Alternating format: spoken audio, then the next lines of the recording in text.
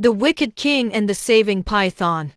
In a distant land surrounded by dense forests and snow-capped mountains, there ruled a wicked king named Dracus. His heart was as dark as the deepest abyss, and his greed knew no bounds. Dracus imposed harsh taxes on his people, seized their lands, and enslaved anyone who dared to defy him. He ruled with an iron fist, and fear hung over the kingdom like an eternal storm cloud.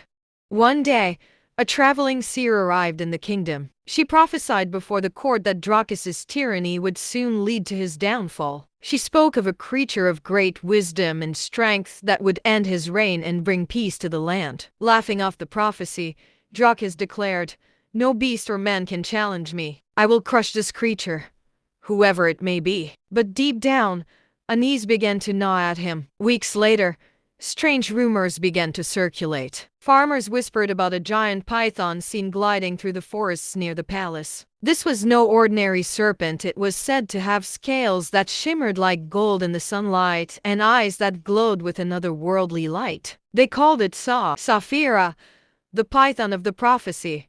Saphira, unlike Dracus, was no monster. She was a mystical creature tasked with protecting the balance of the world. She had heard the cries of the oppressed people and knew it was time to intervene. One stormy night, as thunder roared across the skies, Saphira slithered into the royal palace. The guards, petrified by her massive form, dropped their weapons and fled. Dracus, hearing the commotion, grabbed his sword and confronted the python in his grand throne room. "You dare challenge me?" Dracus sneered, raising his blade. Saphira spoke, her voice resonating in the king's mind like 1,000 bells. "Your tyranny has brought ruin to your people and to this land. You have one chance to change your ways, Dracus. Repent, return the stolen riches, and free your people or face the consequences."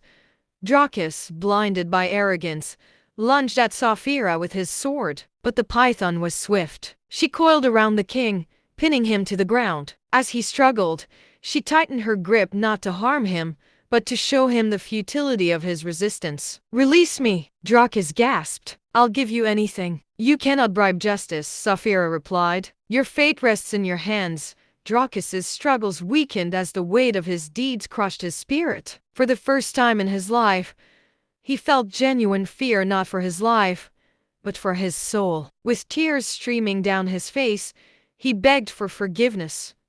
"Spare me, and I will change," he whispered.